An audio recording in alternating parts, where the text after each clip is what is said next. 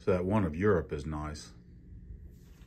That's kind of similar to one I almost bought. I almost bought in Prague, except the one I was looking at had, you know, the men bordering it. I don't know what that is on the right-hand side. That's the Roman Empire. Okay. So how old is that map? Probably 300 years. Yeah.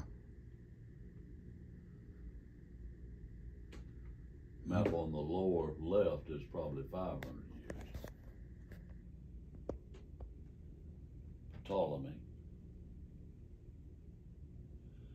Yeah. You can see what they thought Africa looked like, and yeah. Wow. That's the oldest map I have. 500 years would be. It's before they found America. Well, that's more than 500 years then. Right? 1492, 500 plus, that'd be 2000. So over 500 years. Over 500 years. Yeah. Okay. And then what's that? What are the other two? North and South America, and what they thought was an unknown land, which is Antarctica. And look how they got it messed up. Yeah, they got that one messed up. See how little South America is? Yeah. And Antarctica is huge. Yeah. And then what's this other one? That's a That's the whole world. a map of the world, and it's again about 500. It's probably 400 years old, probably. Yeah. I'd have to look them all up. I don't have it readily available. And then the one of Leicestershire on that wall, is that Leicestershire? Yeah. Yeah. Yeah.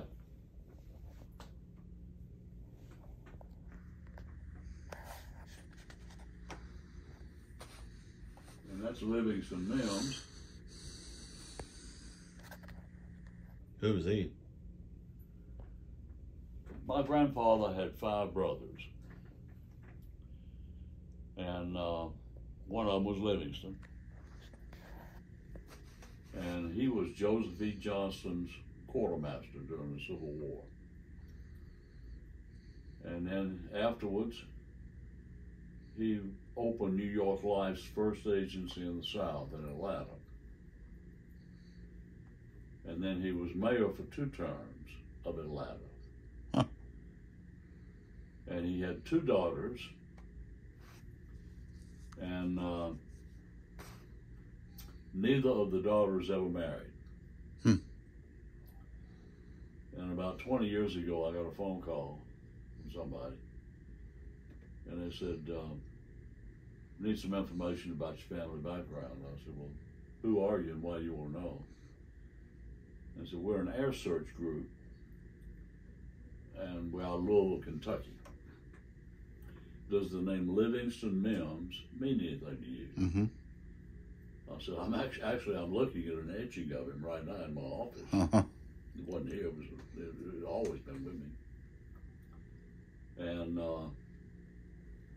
they said, man, we've hit the mother lode. I said, what is the deal?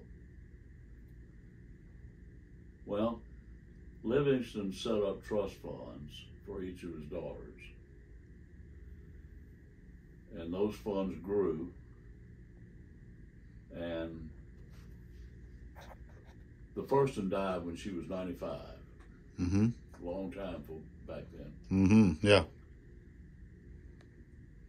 Having never married, it went to her sister. And so she lived till she was almost 100 and died. And having never married, she had no heirs. And I didn't realize it works this way. it goes back up the ladder to where it originated from, and then is distributed according to that person's heirs.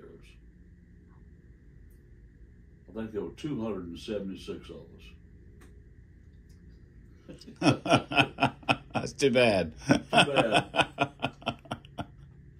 I got $18,000. I loved it. It was wonderful. Too bad there weren't only one of you. I know. 12.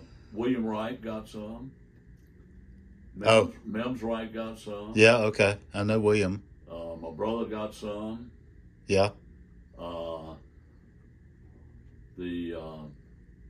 The family in Florence, Alabama got some. Okay. Dad's sister married Tom Rogers, who had those department stores over in Alabama. Yep. And but anyway, people all over the world. Huh. I mean, just wild. I bet that company took a nice cut to be able to find all those people and Of course administer they the did. funds. Yeah. Yeah. Probably a 40% contingency or They something. got. I wish I knew how much the total was in it. Well, Uh, 276 times 18. no, I got 18. William and his brother got about 4. Oh, so distributed Depending on- shares. Distributed It depended based on on- how it worked. Yeah. Yeah, so it would have been divided, like if there was one heir and then that person had 4 children, then Yeah. it would have been divided by 4. If this person had 3, this Yeah. person had 1. Oh, and yeah. none That of makes them, sense. Yeah. Then that would go back up and then Huh. you know, so yeah, everybody wouldn't. So you got lucky with 18. Yeah, Your branch didn't produce as many. that's right. I was glad.